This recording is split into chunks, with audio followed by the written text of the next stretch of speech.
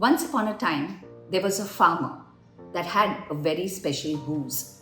That goose would lay a golden egg every day, and the farmer would be delighted and exclaim to his wife, "Wow, a golden egg!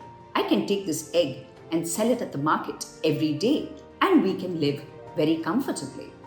The process continued. Every day, the goose would lay that golden egg, the farmer would collect it, go to the market, sell it, and use that money to live happily ever after.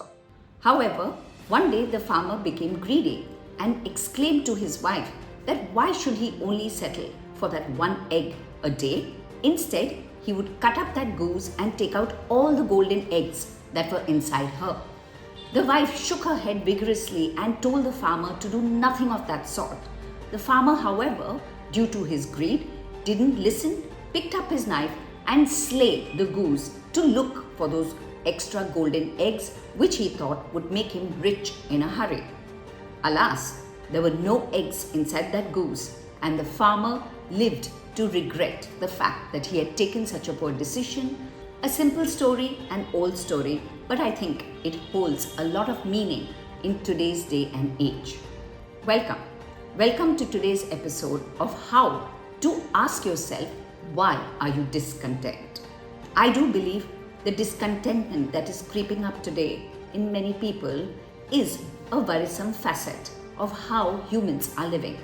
And I was thinking, what are those 4 things which I think leads to such discontentment that people are becoming greedy and are not enjoying the day-to-day eggs that they are able to get. The first one, I think, is a chronic feeling of lack. No matter how satisfied people are, whether it is with their love, their wealth, their friendships, and general success, you will see many people having this sickness of constantly complaining and whining that things are not good enough. 2, I think a lot of us have fallen into this comparison trap, especially with social media constantly showcasing all the great things that people are doing. Some of us keep feeling that we are falling short. 3, some of us have really unrealistic expectations from ourselves and from life in general. And more importantly, the last couple of years since the pandemic, where the stock markets have just escalated, we are beginning to unrealistically expect the same kind of returns on our money. This is making people do extremely foolish things. And I think it's important for us to be realistic about what is going to happen going forward. 4, I think there is an existential void. And what do I mean by that? People have really very little purpose to live for.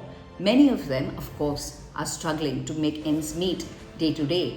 But many of us who are privileged have really no reason to find any calling to really look out for something more meaningful. With this existential void, we are chasing. We are chasing like the farmer did, all the golden eggs, and then strangely and unfortunately bringing ourselves into trouble. So, let's get out of this chronic feeling of lack and let's have realism going forward in our lives. If you like what you hear, please do hit the like button. Please do share my video, and of course continue to write to me at varkha@varkhacholani.com. Till next week, it's goodbye and thank you.